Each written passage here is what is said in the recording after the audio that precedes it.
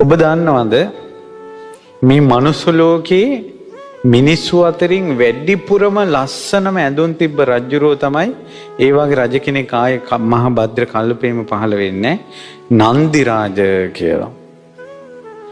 ඒ නන්දි රාජ කියන රජුරවන්ට මහ පොළොව දෙබෑ වෙලා වස්ත්‍ර තියෙන නිධානයක් පහළ වුණා.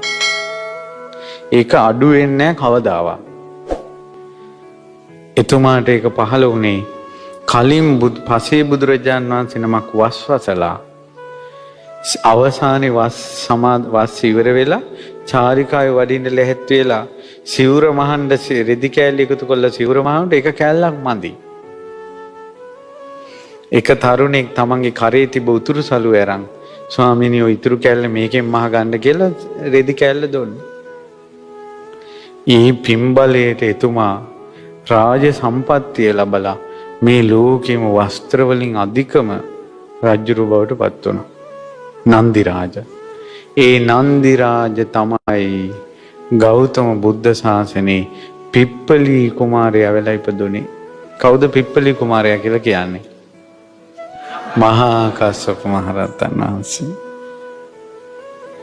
මහා කස්සප මහරහතන් වහන්සේ අපගේ භාග්‍යවත් බුදුරජාණන් වහන්සේගේ සුගත් මහා චීවර ධාතුව පෙරෙව්වා. ලෞකික වශයෙන් රජවරු අතර වැඩිම වස්ත්‍ර ඇති කෙනා බවට පත් වුණා. මේ මුළු බුද්ධ ශාසනයම බුදුරජාණන් වහන්සේගේ සිවුර පරෝපු කෙනා බවට පත් වුණා. ඉතින් අපේ මේ මහා කස්සප මහරහතන් වහන්සේ සිවුරට වැඳලා තමයි භාවනාවට ඉඳගන්නේ. භාවනාවෙන් නැගිටින්නේ චීවර ධාතුවට වන්දනා කරලා.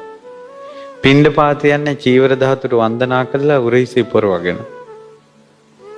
කුටියට වැදලා ආයේ චීවරේ වැලේ තැම්පත් කරලා වන්දනා කරලා අසුන් ගන්න. දවසක් රජගහ නුවරේ හිටපු බමුණු පිරිසක් මේ මහා කස්සප මහරහතන් වහන්සේ බැහැ දකින්න ගියා. මහා කස්සප මහරහතන් වහන්සේ ඒ පිරිසට සතුටින් කතා කළා.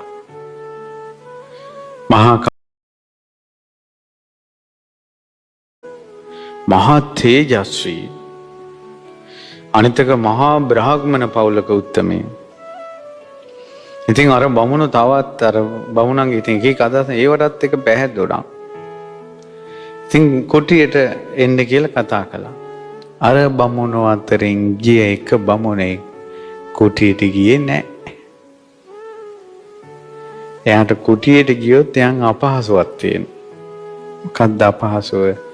එයා නිතර ඉන්නේ විටකකා. කුටිය ඇතුළට ගියේ නෑ. ඇයි? කෙල ගහන්න දන නැති නිසා. දැන් ගොඩක් විටට ඇබ්බැහි වෙච්ච කෙනෙක් හිටියොත් එයා මේ ශාලාවේ ඇතුළට බණ අහන්න එයිද? ඇයි? කෙල ගහන්න බැරි නිසා. පිටිපස්සේ විඳගන්නේ ඒත් අයිනක කෙල ගහන්න ඕන නිසා. ඒ වගේ කෙනෙක් බස් එක ගියොත් කොයි හරිද යන්නේ? අයිනේ. ඇයි වටපිට බලන්නද? නෑ. කෙල ගහන්න. එතකොට අරයා කෙල ගහන්න ඕන නිසා ගියේ නෑ. මහා කස්සප මහරහතන් වහන්සේ ගොඩ වෙලාවක් අර බ්‍රාහ්මණයොත් එක්ක දහම් සාකච්ඡාවේ යෙදුණා. එක වචනයක් ඇහුන්නේ අර එළිය හිටපු එක්කෙනාට. ඊට පස්සේ අර ඇතුළට ගිය බමුණු නෙවෙයි එළියට ආවේ. මහා උජාරුවට ඇතුළට ගිය බමුණු නැවි නැවි වැඳ වැඳ කුටියට පිටුපාන්නේවත් නැතුව තමයි එළියට ආවේ. එහෙනම් අපිට තේරෙනවා මේ බමුණෝ ඒ දහම් සාකච්ඡාවෙන් යම් විශේෂ දෙයක් ලැබුවා. අනේ අර විට කාපු කෙනා ගිය විදිහටම ආපහු ආවා. රහතුන් දැකලත් රහතුන් බණ කියන තැනට ගිහිල්ලත් ශාසනය පිහිට ගන්න බැරි වුණේ කොමක් නිසාද? විතක් නිසා. ධර්ම අවබෝධය වැළකුණා, විටක් නිසා.